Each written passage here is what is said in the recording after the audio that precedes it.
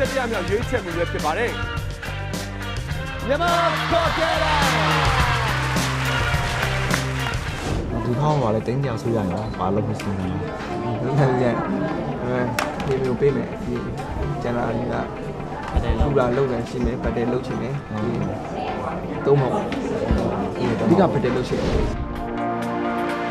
မြန်မာစကော့တလန် Just Audition ရဲ့တတိယမြောက်နေ့ကိုရောက်ရှိလာပြီဖြစ်ပါတယ်။ထိုင်လူကြီးတွေရဲ့ Yes ဆိုတဲ့စကားဟာဆိုရင်တော့တိုင်မုံဝင်တွေအတွက်အရန်ကိုအရေးကြီးပါတယ်။ဒါပေမဲ့အနီအောင်ဘတ်စတာတွေကတော့တိုင်မုံဝင်တွေရဲ့အိမ်မက်ဆိုးဝဲဖြစ်ပါလိမ့်မယ်။တိုင်မုံဝင်တွေအနေနဲ့ Golden Bastard ကိုရရှိမယ်ဆိုရင်တော့ live show အထိတစ်ခါတည်းတန်းရောက်သွားမှာဖြစ်ပါတယ်ခင်ဗျာ။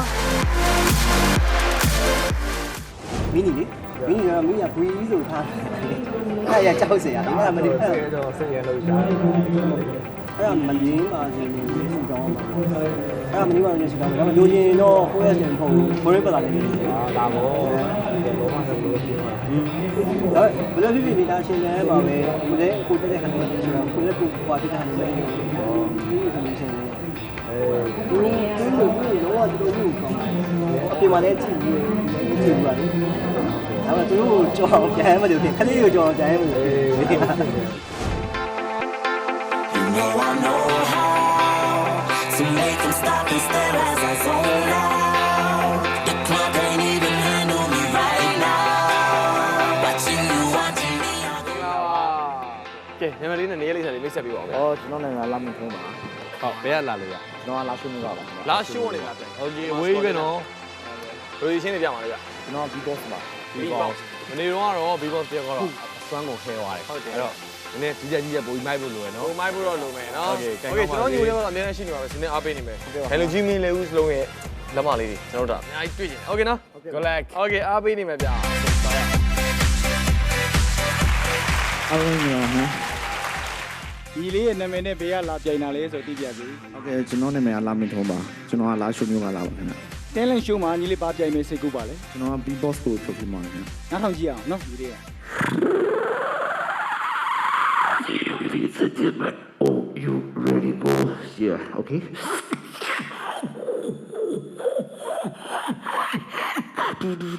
Yo, okay. Music, Ibaba, animal, Udi, music, Ibaba, animal, beauty, music, Ibaba, animal, Udi, music, Ibaba, animal, Udi. Yo, 1, 2, 3, go. Come on, ready, move.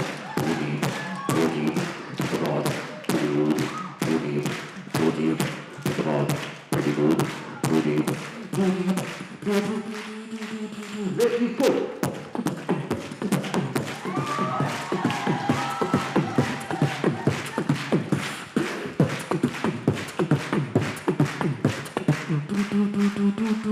Check it out. Come on. Okay.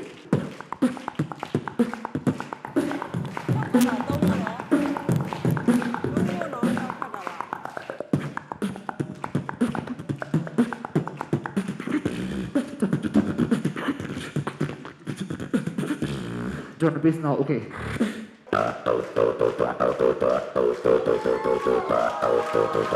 Check it out, bass up.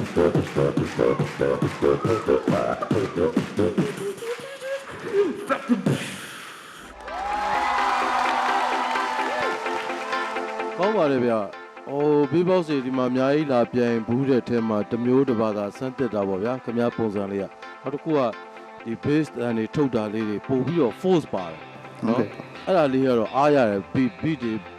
bass တန်တွေမှာအရန် force ကောင်းတယ်ဗျာနော်ဆက်ကြိုးစားပါအားပေးပါတယ်ဟုတ်ကဲ့ပါခင်ဗျာကျေးဇူးတင်ပါတယ်ခင်ဗျာကဘာမှာအခုခေတ်စားလာရပေါ့နော် B-box က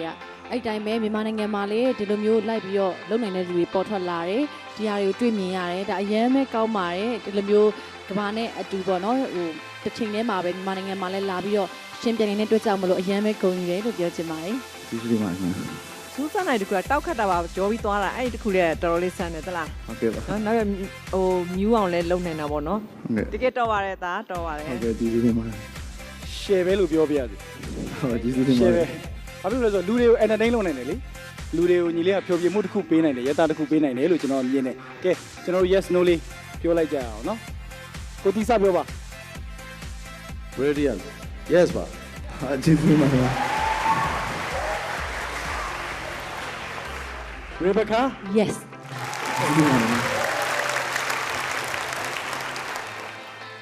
ကဲနံပါတ်3 yes ကတော့ရေးကြီးသွားပြီနော်ကဲနံပါတ်3ကထုံးစံတိုင်းမမဟုတ်ပဲ တို့ရင်းလုပ်ပြီးမှ yes ရှယ်ရညီလေးကျွန်တော်ပြောဖို့တော့မလိုတော့ဘူးဒါပေမဲ့ထပ်ပြီးပြောလိုက်မယ် yes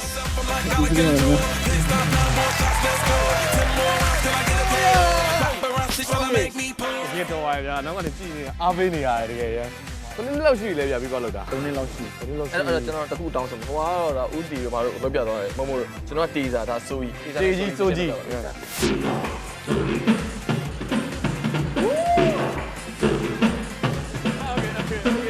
Thank you ဗျာကဲဟုတ်တယ်ဗျာဟုတ်တယ်ပဲဆိုလိုက်ခင်ဗျာ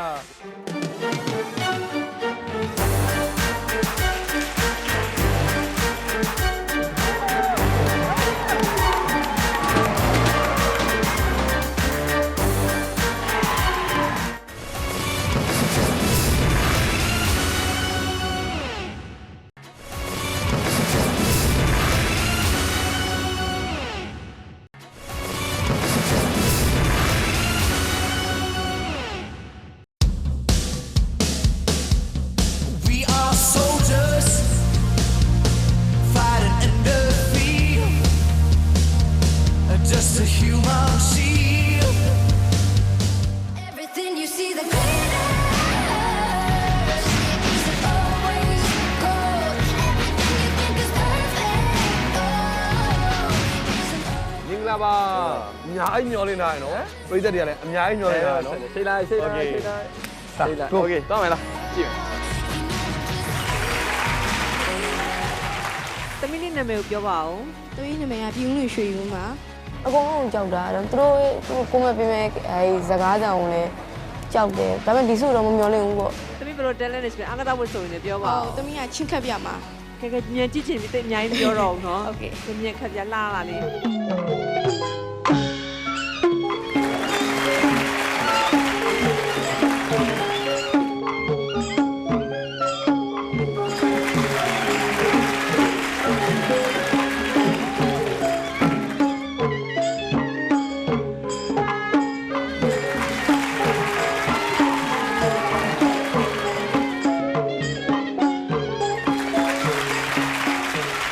ကျွန်တော်တို့မညံ့ပါဘူးကဘာမှာပြလို့ရပါတယ်ချင်းလုံးတိုးတော်လဲ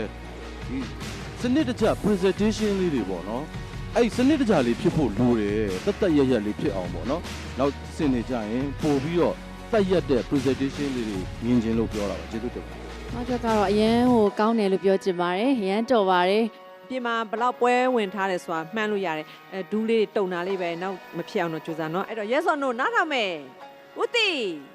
နောက်ထပ်အများကြီးတွေရှိအောင်မယ်လို့ယူဆပါတယ်အဲကြောင့်ကျွန်တော်တို့တင်ပေးလိုက်ပါတယ် yes ပါ မာရီဘကာ ဘက်ကစဉ်းစားမနေချက်ချင်းပဲ yes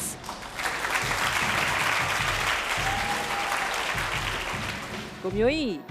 ကျွန်တော်နည်းနည်းရေးကြီးသွားပြီပေါ့နံပါတ်3ဖြစ်သွားတော့နောက်တစ်ဆင့်မှာဒီထက်ပိုပြီးတော့လုံနိုင်လိမ့်မယ်လို့မျှော်လင့်နေ yes ကဲပြေဝပြပြနစ်နစ်နောက်တစ်ခေါက်တော့စူးစမ်းမယ်နော်ဒီလိုဒူးတုံတော့မရဘူးနော် yes Everything you see, the glitters isn't always gold. Everything you think is ကဲဘယ်လိုလဲ အရင်ပြောတယ် အရင်ပြောတယ်တီဗီကကြည့်နေမယ်အမျိုးတွေအမေတွေဘာပြောကြလဲ သမီးအခုလိုရတော့အားလုံးကိုလည်းကျေးဇူးတင်ပါတယ်သမီးကိုမွေးထုတ်ပေးတဲ့အမျိုးလည်းသမီးအရင်ကျေးဇူးတင်ပါတယ် မင်္ဂလာပါโอเคအဖွဲ့နာမည်လေးမိတ်ဆက်ပေးပါဦး ဘွဲတော့ AS Taekwondo team ဖြစ်ပါတယ် โอเคတိုက်ကန်တို့အစွမ်းနေပြမယ်ပေါ့ဟုတ်ကဲ့ပါကန်ကောင်းပါသေးဗျာ fighting မ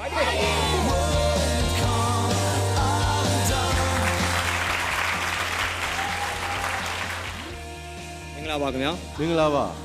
မင်္ဂလာပါကျွန်တော်တို့အဖွဲ့ကတော့ AS Taekwondo team ဖြစ်ပါတယ်ခင်ဗျာ ကျွန်တော်တို့အဖွဲ့ကအောင်ဆန်းတက်ကွန်တို့ကလပ်ကနေပြီးတော့ပေါင်းပြီးတော့လာပြိုင်တာပဲဖြစ်ပါတယ်ခင်ဗျာကျွန်တော်ဒီအဖွဲ့ထဲမှာဆိုရင်ဟိုမှာလူလက်ပိုင်းနေပါတယ်နောက်ကလေးပိုင်းတွေလည်းပါတက်ရွယ်ပိုင်းညာနှစ်ခုပေါင်းလိုက်တဲ့အခါမှာဒီအဖွဲ့မှာအခက်အခဲဆုံးဥစ္စာကတော့ breaking လေ့ကျင့်တဲ့ဥစ္စာအခက်အခဲဆုံးပါအခုကျွန်တော်တို့ဒီနေ့ရှင်ပြိုင်သွားမယ်ဒီပြောက်ကွက်တွေမှာဆိုလို့ရှိရင်တော့ဒိုင်းဒီအများဆုံးဆွဲဆောင်မှုအရှိဆုံးဖြစ်မဲ့အကွက်ကတော့စိတ်ဂျွန်းနေထိုးပြီးတော့အပေါ်မှာတက်ကက်တွေခံသွားတဲ့အကွက်ကိုတော့ဆွဲဆောင်မှုအရှိဆုံးဖြစ်မယ်လို့ထင်ပါတယ် ဘေးရလာတယ် ကျွန်တော်တို့ကရန်ကုန်ကလာတာပါအောင်ဆန်း Taekwondo club ကပါ โอเคပါကြည့်အောင်နော်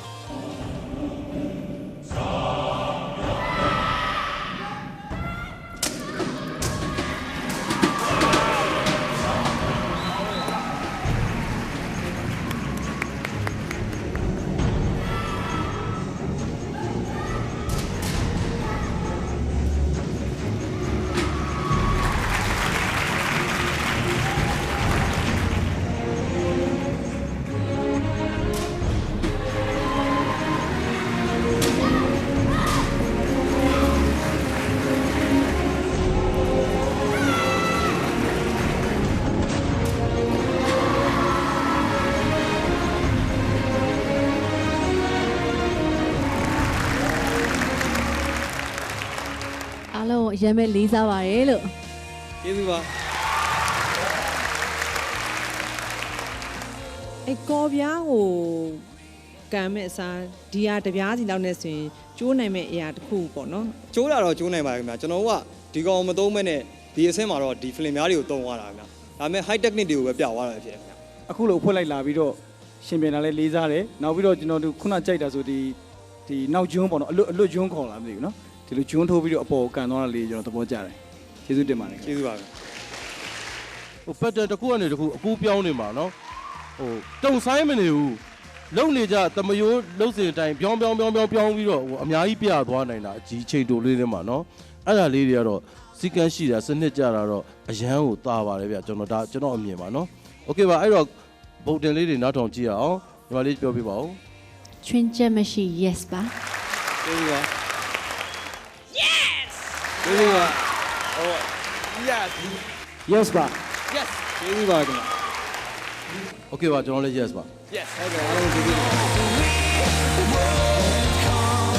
okay bravo congratulations okay အဲ့တော့ဘယ်လိုခံစားရလဲအဖွဲလိုက်အောင်မြင်မှုတဲ့စကားလည်းဆောင်နေပြောပြပါဦး ဂုဏ်ကြီးပါ ကောင်းရမိပါတယ် okay အဲ့ဆိုရင်ကျွန်တော်အဖွဲနာမည်လေးတင်ကြီးစုတွေပြန်ပြီး online ရအဖွဲနာမည်မိတ်ဆက်ပြပါဦးပြန်ပြီးတော့ AS Taekwondo Team တော်လာနော်တော်လာနော် အဲ့လိုသွားတယ် ကစ်တက်လေးတော်လာ ဆက်ကိုသူတို့ဟိုအကြောင်းတစ်ခုကနေလာရှင်းနေပေါ်ပါတယ် control နဲ့ဒီစနစ်နဲ့စီကန်းရှိတာနဲ့ညီတာနဲ့အဲ့ဒါလေးကတော့ထားတော့ အဲ့တခုလေးပါပဲမိုးတော့ဒါတော့လောဘကြီးတာပေါ့နော်အားမရပေါ့ဒီကစနေပြားကိုကံမဲ့ဟိုအပြားချက်ပြီးတယ် အားမရဆိုတာကျွန်တော်တို့ tennis show ကို practice ကိုကြာဝယ်ပြီးတော့ tennis show တော့ပေါ်အောင်ပေါ့ပို့ပြီးတော့လုပ်တယ်ပါပြောတာ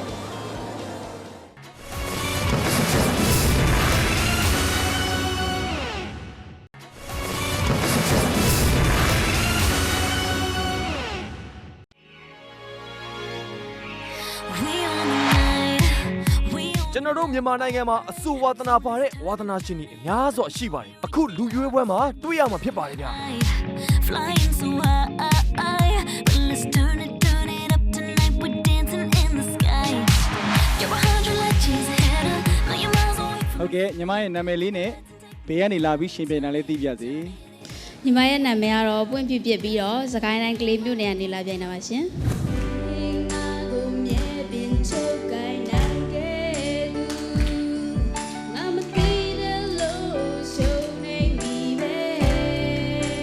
ဒီအများကြီးလိုနေသေးပါတယ်နော်အဲ့အတွက် no ပါ ဒီတစ်ခေါက်တော့ no ပါဘူး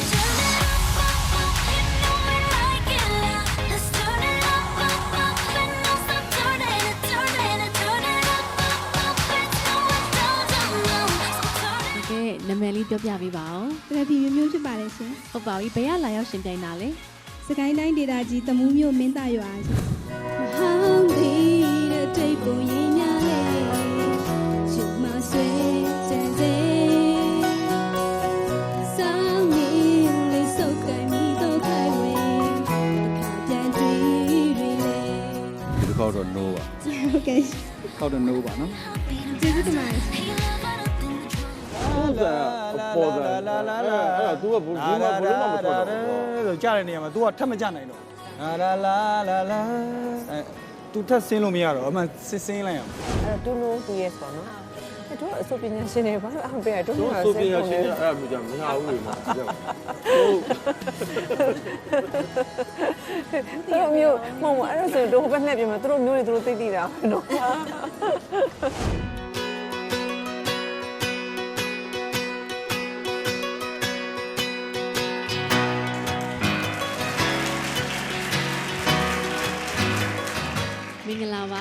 ပါ ညီမလေးကချင်းဝတ်စုံလေးနဲ့ဆိုတော့ချင်းတိုင်းရင်းသူလေးနဲ့တူတယ်နော် ဟုတ်ကဲ့ရှင် နာမည်လေးမိတ်ဆက်ပေးပါအောင် ညီမနာမည်က Dorcas Sindothle မင်္ဂလာပါပရိသတ်ကြီးနန္ဒမောသမီးနာမည်က Dorcas Sindothle ဖြစ်ပါတယ်အသက်က18နှစ်ချင်းပြည်နယ်ဟာကမြို့ကနေလာရောက်ရှင်ပြန်ခြင်းဖြစ်ပါတယ် ချင်းလို့ပေးထားတာပေါ့နော် ချင်းလို့ အတိတ်ပဲကပါတယ် ဖျားတကရင်ကနေ့ကိုအချစ်ဆုံးလို့ ဩပြားပြားချစ်ဆုံးအတိတ်ပဲကောင်းလိုက်တာနော် ဟုတ်ကဲ့ သမီးရဲ့ပထမအဦးဆုံးပြန်ပွဲဖြစ်ပါတယ်အခုဒီပြန်ပွဲမှာတချင်းဒီဆိုချင်းပြလာရောက်ရှင်ပြန်ခြင်းဖြစ်ပါတယ်အဝေးကြီးကနေလာရောက်ရှင်ပြန်ဖြစ်တာကြောင့်အပေးကြပါလို့တိုက်တွန်းချင်ပါတယ်ပြောချင်ပါတယ် တယောက်တည်းလဲလာရဲဆိုတော့ကြည်ရချင်းဆိုမယ်နဲ့တူတယ် ဟုတ်ကဲ့ ဟုတ်ပါပြီဒါဆိုအားပေးမယ်နော်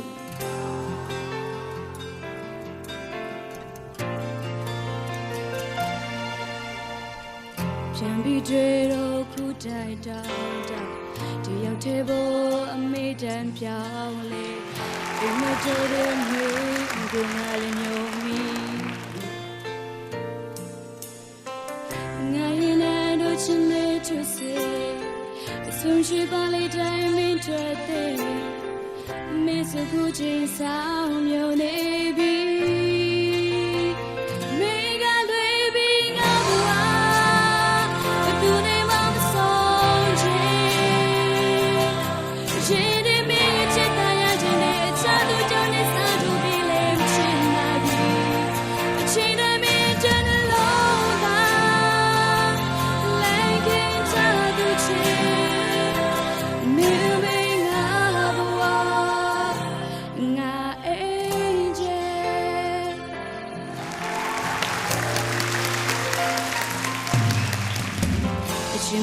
တစားဖို့ရင်ကလေးကအရွယ်ရောက်ခဲ့တဲ့ရှင်နဲ့ထပ်ထီပေါ်ကိုအချစ်တော်မီနာရတောင်စုပြူတခြားကလည်းနေကိုဝါရန်တဲ့ကိုရဲ့ချစ်မင်းတောင်စုမဲတနေ့ကိုဆောင်ချူနေတော့လေ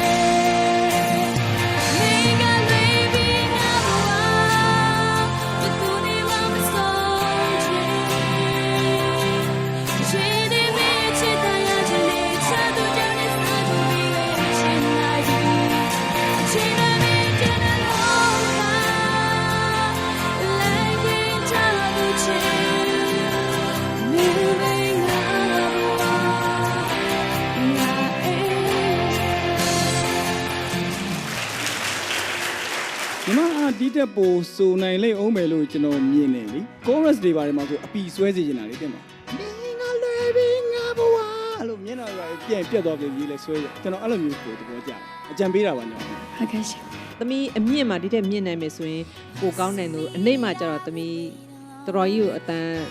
တုံးကတော်တော်အောက်ကိုကြာတယ် ကျေးဇူးတင်ပါတယ် တန်လေးကနည်းနည်းဟိုတိတ်မပေါ်လာဘူးအခုကျွန်တော်ပြောတဲ့ force လောက်မရောက်ဘူးဗျာတန်လေးနည်းနည်းပါတယ်နော်ခုနပြောလို့ကြီးကြလာတယ်တော့နော်အဲ့လိုလေးဖြစ်ပါလို့ဆိုတော့အမောင်းရင်မရှိပါဘူး ဟုတ်ကဲ့အဲ့ဆိုရင် voting လေးမေးပေးမယ်နော်ဦးတီရပဲစပြောပေးပါ yes ပါ ကျေးဇူးတင်ပါတယ် ကျွန်တော်တော့အကယ်၍နောက်တစ်ဆင့်တက်ခဲ့မယ်ဆိုလို့ရှိရင်ညီမအတန်နဲ့နောက်တချင်းနားထောင်ကြည့်လို့ကျွန်တော် yes ပြောတယ် ကျေးဇူးတင်ပါတယ် ရေးကြီးရဲ့ချိန်ရောက်လာပြီနော်ဆုံးဖြတ်ကမမှု သမီးတချင်းရွေးပြီးတော့ပြန်ရှင်းပြန်စီပါတယ်အခုကတော့ no ပါ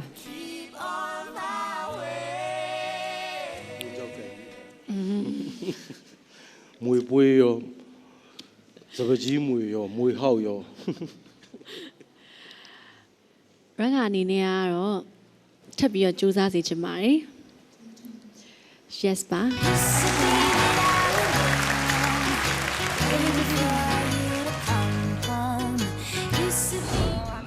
Oh, the star batung ka nga tu jo ko ong ri ka kan chim tan ha. Oh. Kan ni chuan cha te la tu video ya da mo. Kan chuan cha te na lam ka. Tried to save your life.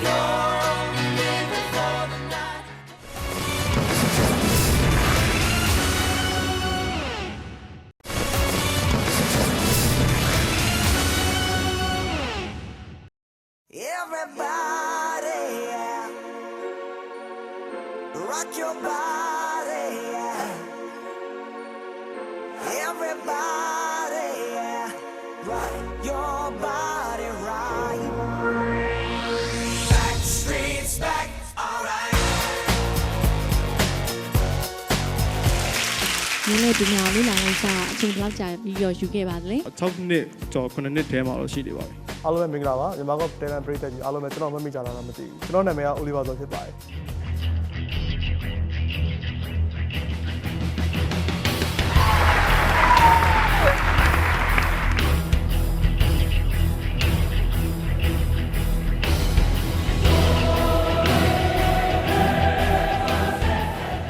မမိုးကနေစပြောပေးပါ yes ပရိသတ်ကြီးပြင်းနေမှာဆိုလို့တို့လှည့်ပေးလိုက်အောင် yes ပါချာချာပေါ့ကွာ yes ပါ yes ပဲ ဒီလိုအများကြီးတင်ပါခင်ဗျာ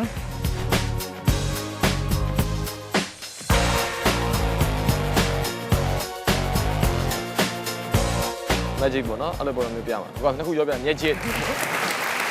ကျွန်တော်နာမည်ကတော့စစ်တူအောင်ပါကျွန်တော်အလုံမျိုးနေရလာတာပါ အလုံးက okay ကြည့်မယ်နော် P85263438ကျွန်တော်ကပတ်စံလေးကိုပူပြီးလိုက်လို့ရှိရင်ပတ်စံစလုံးလေးကပျောက်ပြီးတော့ဖြူအောင်စားရွက်လေးဖြစ်သွား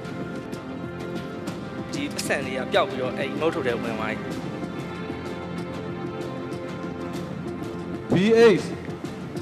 526 3438 ကျွန်တော်မဟုတ်ပါမဟုတ်ပါဘူး yes ပါလို့ yes ပါက yes ပါ မဟုတ်သားလားလို့တော့မဟုတ်ပါဘူး yes ပါ ဟုတ်ကျေးဇူးတင်ပါတယ် Something like this.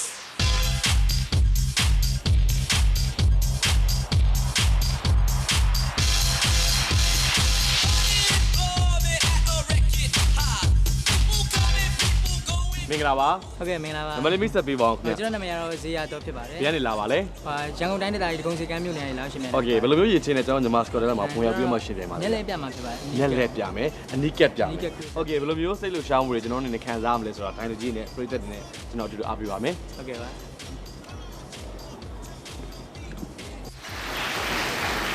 မင်္ဂလာပါဗျနာမည်လေးနဲ့မိတ်ဆက်ပေးပါဦး ဟုတ်ကျွန်တော်နာမည်ကတော့ဇေယျတော်ဖြစ်ပါတယ် ဟုတ်ကဲ့ပါအခုကျွန်တော်မြန်မာ Scott Talent ကိုဘာ talent နဲ့ရှင်ပြိုင်ပါလဲ ညက်လေးပြမှာဖြစ်ပါတယ် ကဲကြည့်မယ်ဗျာ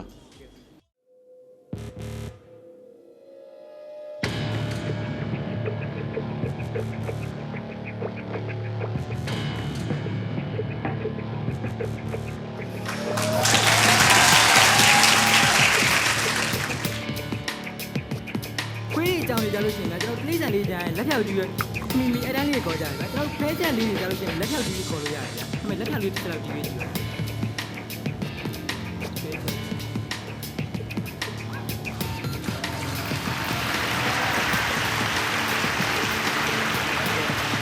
ကျွန်တော်အကက်ရရတယ်အများကြီးပြောကြရင်ဂျားတဲ့ကိုထိုးတယ်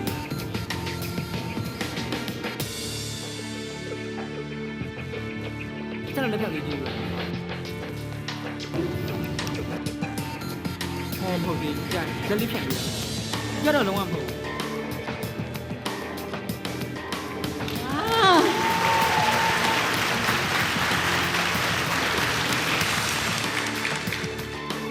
ဒီဘက်ကျရင်ဒိုင်းမိုးစစ်တွေကဟိုကဘယ်နာလို့ပေါ်နေအဲ့တော့နည်းနည်းရောလိုက်အောင်မယ်အဲ့တော့ဒိုင်းမီးက1 2 3 4 4ယောက်ရှိတယ်ဗျအဲ့တော့၅ပုံပုံလိုက်ပါ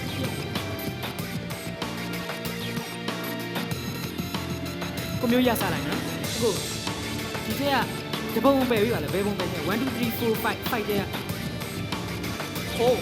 โอเคဒါဆို4လေးကိုပယ်လိုက်ပြီဒီအနိမုတ်ဘယ်ပုံပယ်ခြင်းလဲမသိဘူး1 โอเคအဲ့ဆို Mary Becca ဘယ်ပုံပယ်ခြင်းလဲ3ကိုပယ်ရပါဟုတ်ပြီဥတီဘယ်ပုံပယ်ခြင်းလဲဒါဆိုလို့ရှိရင်တယောက်ချင်းစီကတပုံစီပယ်လာခဲ့တယ်နောက်ဆုံးကျန်တာဒီမှာတပုံပဲကျန်တော့ကိုပြီးထူးတဲ့ဖို့ကောင်းတာကဒီတပုံရဲ့အပေါ်ဆုံးတက်ကိုဆက်လောက်ကြည့်ပါ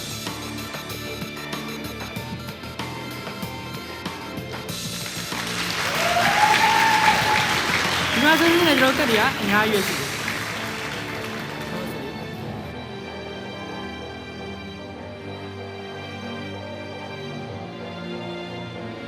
ချက်တဲ့ပြောင်းသွားတာမဟုတ်ပါဘူးတကယ်ကျတော့ဟုတ်ရ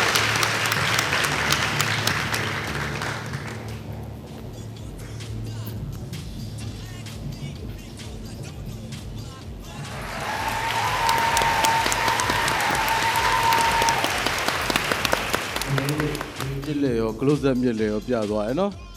အဲ့တော့သူ့ပေါ်မှာကျွန်တော်တို့ comment လေးတွေနားထောင်ကြည့်မယ်ဝိဘကညီမလေးစပြောပြီအရန်တော်ရဲလို့ချီးကျူးချင်ပါတယ်မမို့ပြောပါဦးဆက်ဆောက်ဦးစုံနဲ့လက်ကလေးကရေထွက်တာကထူးခြားတဲ့တစ်ခုပေါ့လေတော်ပါတယ်မောင်လေးငယ်โอเคကျွန်တော်အဲ့ဒါလေးကြိုက်တယ်ဒီဆွဲလိုက်ပြီးတော့အဲ့မှာရေပါလာတဲ့ဟာလေးကျွန်တော်သဘောကျတယ်နောက်ဒီ Rebecca လက်ထဲကနေပြီးတော့ခုနှစ်ညင်းရလှန်လိုက်တာ6တောင်ပြန်ဖြစ်သွားတာကျွန်တော်အရင်သဘောကျတယ်အဲ့တော့ခင်ဗျားအတွက် voting လေးတွေကျွန်တော်မေးပေးမယ်ကိုမျိုးကြီးပြောပေးပါဦး yes ပါကျွန်တော်စံတိုးနေမှာဆိုပြေးတက်ကြီးပြေးနေလား yes or no yes yes ပါโอเคကဲဒီနေ့တော့ကန်ကောင်းသွားပြီအဲ့တော့ဘယ်လိုခံစားနေရလဲရင်ထဲမှာရမ်းလှုပ်ရှားပြီးရမ်းပျော်နေပါတယ်ရမ်းပျော်နောက်တစ်ဆင့်မှာရောဘာတွေပြမယ်ဆိုပြီးတွေးထားတာရှိပြီလား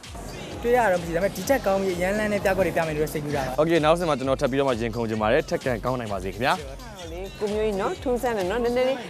ရေဟိုငငညာတော့ bro ဆိုနည်းနည်းမြများလေးဆိုတော့ပိုကောင်းတော့သူမဆန်းလေးရေခံသွားတော့သူခိုးတော့တက်လည်းဖြစ်မျိုးရေစားတော့ဆုံးလုံးဒီသွားလေးလည်းကောင်းတယ်ညီမလေးလက်ပေါ်မှာတင်လိုက်တာနဲ့နေတော်တော်လေးကိုတော်တော်လေးဆိုတော့ဟာထိတွေ့ပါခံစားလိုက်ရအဲ့မမြင်ဘူးလားကျွန်တော်ပြမယ်ဖေမဟုတ်သွားယူဘယ်တော့သွားယူလို့မလေးကြောက်များတော့ကြောက်ပါတယ်အကိုရဲ့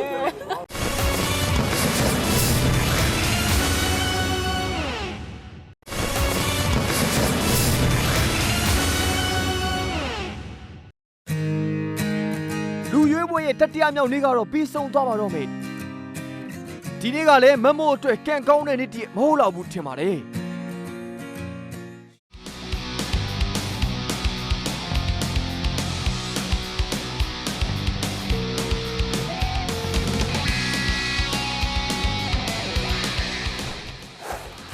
နာမည်လေးပြောပါဦးဇော်မျိုးအခါပြောဘယ်လိုပြောလဲဇော်မျိုးအောင်ဘယ်လိုတဲလက်နဲ့ရှင်းပြမှာလဲမီးရတော့ဖြောပြမှာကတော့ရှင်းမီးထဲမှာဖြောပြေးမှာတဲ့အမလေးတကယ်ပြန်လဲမီးထဲမှာဖြောပြေးမှာမင်္ဂလာပါခါပြောကျွန်တော်နာမည်ဇော်မျိုးအောင်ပါကျွန်တော်လောနေတော့စက်ဖို့မလောပါကျွန်တော်အသက်ကတော့23နှစ်ဖြစ်ပါတယ်ခါ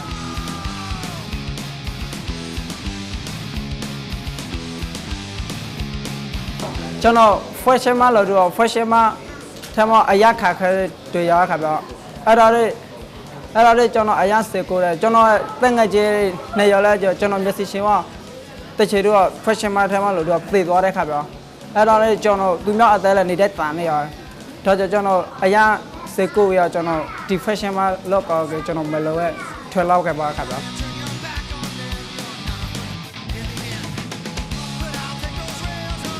ကျွန်တော်အခုပြန်မယ်မိကပြန်ရောက်ကျွန်တော်အကောကနေတော့တက်ပေးလိုက်ပါခါတော့အမှုပြန်ရောက်ကျွန်တော်အခုပြန်ရောက်တော့မှပြန်ရတယ်ရစူချင်းဝဲကျွန်တော်တဝါသုံးမတဝါလှူမှခါတော့ပြီးတော့ကျွန်တော်ဆက်ရောက်ကျွန်တော်အကောစီလည်းပေါ်ရခဲ့တယ်မှခါတော့အဲ့တော့ကပရိသတ်လည်းနဲ့တယ်မလို့ထည့်ပါတယ်အဲ့တော့ကျွန်တော်အောက်ပိမလို့ပဲညှော့လဲပါတယ်ခါတော့ဒီပညာကိုသင်တာဘယ်လောက်ကြာပြီလဲတနေ့လောက်ဖြစ်ခါတော့အဲ့လားတနေ့လောက်ရှိပြီခံတဲ့ကဲအဲ့ဒါရှင်ပြန်ပြပါဦး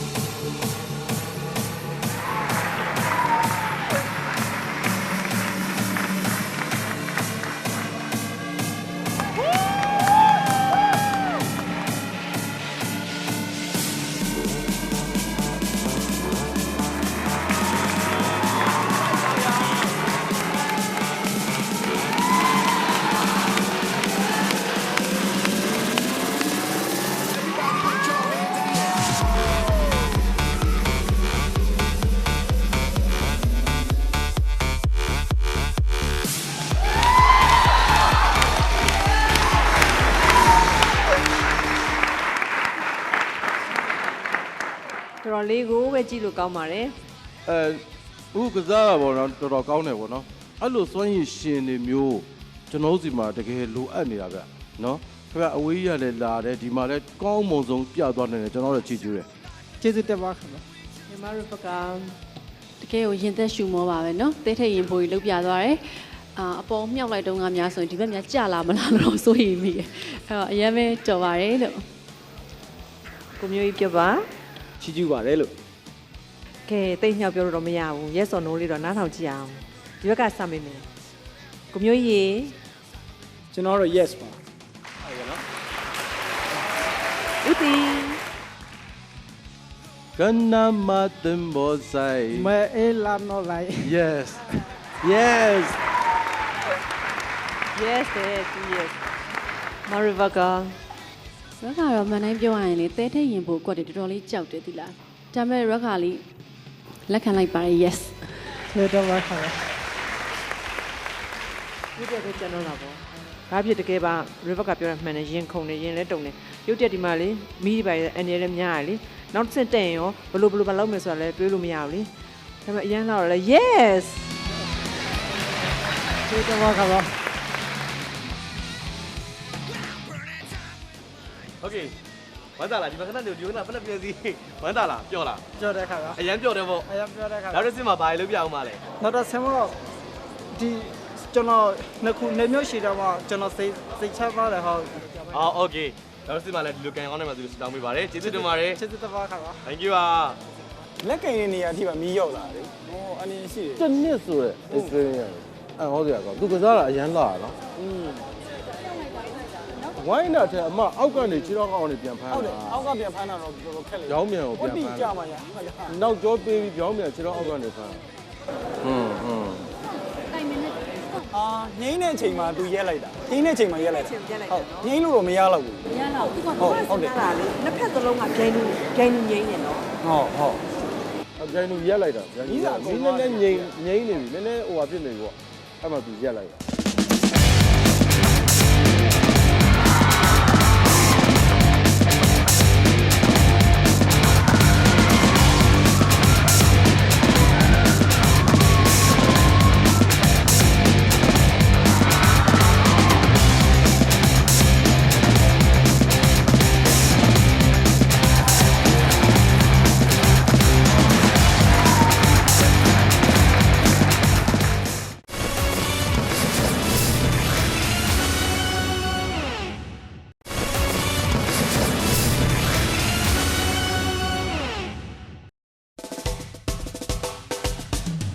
နိုင်ငံမှာတိုင်းဒေသကြီးနဲ့ပြည်နယ်9ခုရှိပါတယ်မြန်မာနိုင်ငံအသီးသီးကနေပြိုင်ပွဲဝင်အသီးသီးလာရောက်ရှင်ပြိုင်ကြပါတယ်သူတို့မှာနိုင်ရမယ်ဆိုတဲ့ဦးတည်ချက်တစ်ခုပဲရှိပါတယ်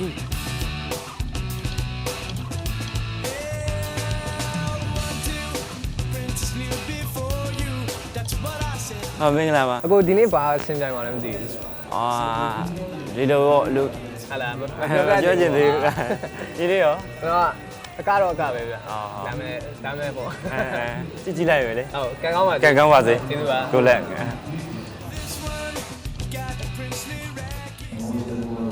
ဲ့ဒီအမတွင်ဟုတ်စစ်တန်းတရားစစ်တန်းဆိုပါတော့အဲ့လေငါမရှင်နေအော်တယောက်တစ်ပုံငါတော့ရှင်ပါဗျာကောင်းလာပါ我第二步你买没有？长沙人上班，但俺们第二步阿不没有。哎，对，长沙人上班。是不是？台湾那怎么啊？长沙大学了，这里还有第二步吗？哎妈，毕业你们办了吗？好了，好了，没来有啥了吗？人的一枚，你啊？你爸爸。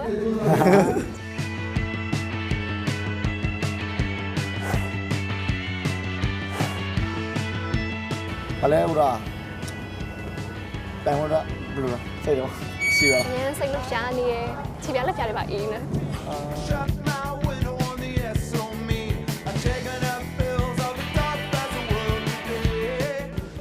ဂလာပါကျွန်တော်တို့ဖွဲ့ကတော့ Dream Dialogue ညနေဖွဲ့ပါညီမတို့တော့ရပါတော့ကြောင်မုံစီထဲမှာစုံပြီးတော့သူတို့ကပြန်လှည့်ပြတော့ညီမတို့ကလည်းစိတ်ဝင်စားလို့ဆိုပြီးတော့အဲ့ရနေစောက်ဖွဲ့ဖြစ်တာပါဖွဲ့ဖြစ်တာတော့2နှစ်ရှိပါပြီရှင့်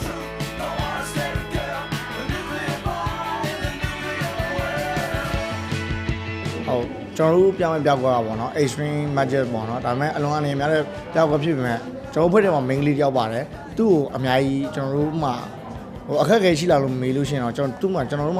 အခက်အခဲအများကြီးမရှိပါဘူးဘာဖြစ်လို့လဲဆိုတော့သူလည်းဝါသနာပါတယ်အဲဒါကြောင့်ကျွန်တော်တို့ဟိုအနေငယ်ပဲပေါ့နော်တင်ပြပေးရတယ်အဲ့ဒါပဲအဲ့လောက်ပဲရှိပါအခက်အခဲအများကြီးမရှိပါဘူးဟုတ်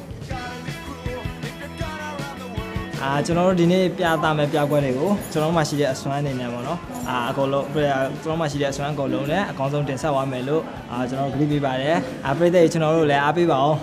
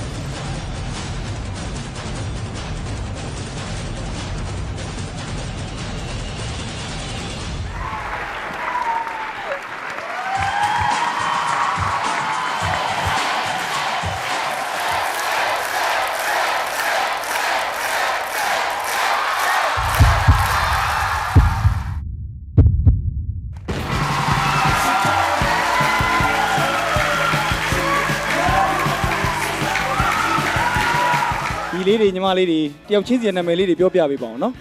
ကျွန်တော်ကမော်လမြိုင်မြို့ကလာရောက်ရှင်ပြိုင်တဲ့မောင်စစ်အောင်ပါမောင်စစ်အောင်ဟုတ်ကဲ့ညီမလေးရောဟုတ်ကဲ့ညီမနာမည်ကတော့ချမ်းစစ်စင်ပါရှင်မော်လမြိုင်ကလာရောက်ရှင်ပြိုင်ခြင်းဖြစ်ပါတယ်ဟုတ်ကဲ့ပါနော်ညီလေးရော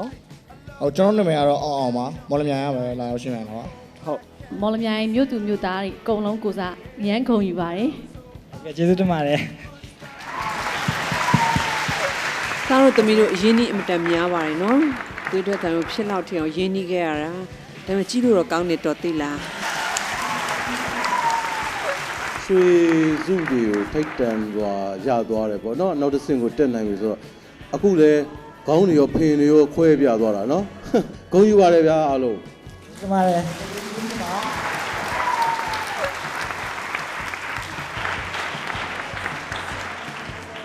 ဘာလို့ပြောရမလဲနောက်ကနေကြည့်ပြီးတော့စောင့်အားနေမိတယ်โอเคညီမစကော့တလန်တဲ့တကယ်ကိုအရေးချင်းရှိအပွဲတစ်ပွဲရတဲ့အတွက်တော့အရင်ကတာပါတယ်ဘွဲပဲဆဲရတဲ့အတွက်လည်းဂုဏ်ယူပါတယ်ခင်ဗျအဲ့တော့နောက်ဆက်မှာဘယ်လိုမျိုးထိတ်လန့်စရာကောင်းတဲ့တက်ကွက်တွေကိုပြမယ်စိတ်ကူးမိလဲပြောလို့ရရင်ပြောပါတော့ရှူထားခြင်းနဲ့ဆိုလည်းရှူထားလို့ရပါတယ်ကျွန်တော်ဒီထက်တော့ကျန်းအောင်ပြအောင်ပါမယ်ဟုတ်ကဲ့ပါဘုံပြည်နယ်လာတယ်ဆိုတော့ကျွန်တော်တို့မြန်မာစကော့တလန်စီဇန်1တုန်းကဝင်နာဆုရှင်ဝေးရင်နိုင်တဲ့ကောသိပါသလားခင်ဗျသိပါတယ်ငယ်ချင်းတွေပြင်မဲ့တင်တယ်ကျွန်တော်အကိုပါအကိုတော့မဟုတ်အညီကိုလို့ခင်တဲ့အကိုပါဆရာဆိုလည်းဟုတ်ပါတယ်ဟုတ်ကဲ့ပါငယ်ရွယ်နဲ့အခုလိုမျိုးယုံကြည်ချက်တွေခံမှနဲ့ကိုယ့်ရဲ့ယုံကြည်ချက်ကိုလာအောင်ပြသပေးရကျေးဇူးတင်ပါတယ် Collect ပါဝင်နာဖြစ်ပါသူလို့တောင်းပေးပါတယ်ခင်ဗျာကျေးဇူးပါသူတို့လေ့ကျင့်မှုမှာလည်းဘလို့အစောပိုင်းကသွေးထွက်တာသူလိုပဲသွေးထွက်ကြတာလားဖိခိုက်မှုတော့ရှိမှာပဲမှာဘာလို့ဒါတွေကအစ်စ်တွေမှာလိန်ပြရမှာမဟုတ်တော့နီးချောင်းအစ်စ်တွေကိုရိုက်တာဟုတ်ထိခိုက်မှုကတော့ရှိမှာပဲအခက်မသိရင်တော့ဖြစ်ကြမှာပဲညီမလေးနေနဲ့မှန်တယ်ကြောက်တော့နောက်ထပ်တစ်ကြိမ်ထပ်ပေးဖို့ဆိုတာကဒီလိုအစိုးရလာခဲ့ရင်ဆိုတော့ကြောက်လားမှန်တယ်ချုပ်ပြတဲ့တည်းကအကြောက်တက်ကြတဲ့အတွက်ဒါအောင်မကြည့်ကျင်တဲ့လက်ခံမှုလည်းရှိတယ်ဒါပေမဲ့တချို့ပြည့်တတ်ကြတယ်မမအနေနဲ့ကြတော့ဘာလို့လက်ခံနေလဲဆိုတော့နေညမှာဒါမျိုးတွေပဲရှိတို့မှာပြီးမှမရှိရဲ့ဒါရှိတယ်ဆိုတာမျိုးတို့ကပြလိုက်ရတယ်ကျွန်တော်တို့ဒီမှာလဲကလေးတွေဒီလိုတွေရှိပါတယ်ဗောနော်ကျွန်တော်တို့ဒီလိုပြနေတယ်